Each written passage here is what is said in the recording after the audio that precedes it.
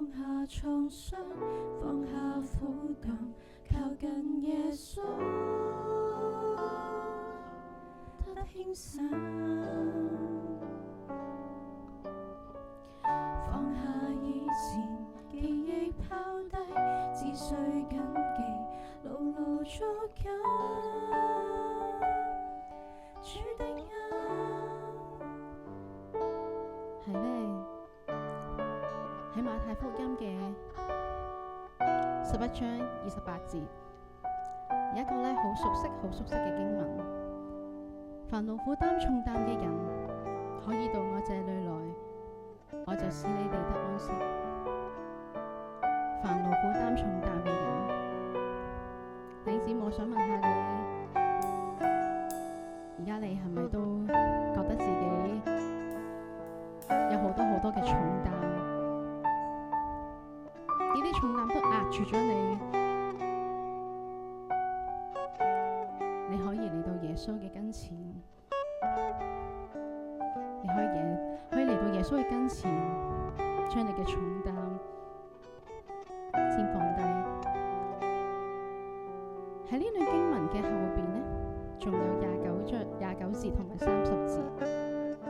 我心裏柔和謙卑，你哋當負我嘅軛，學我嘅樣式，咁樣你哋嘅心就必得享安息。因為我嘅軛係容易嘅，我嘅擔子係輕省嘅。嚟到耶穌嘅跟前係第一步，但係學耶穌嘅樣式，學佢心裏邊柔和謙卑，呢一個先係最重要嘅。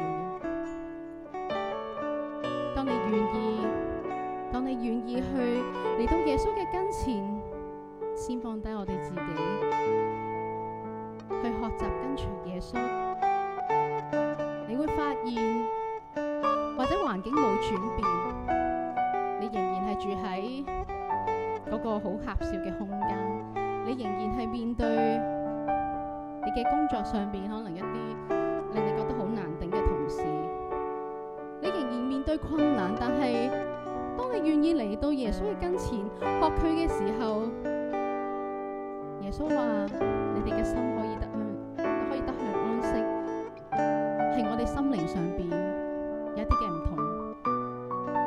弟兄姊妹，你願唔願意去放低呢啲嘅重擔，嚟到耶穌嘅跟前，去學佢嘅樣式？願呢一首詩歌成為我嘅禱告。先放下，先去放下，然後去親近耶穌，去學習耶穌。放下。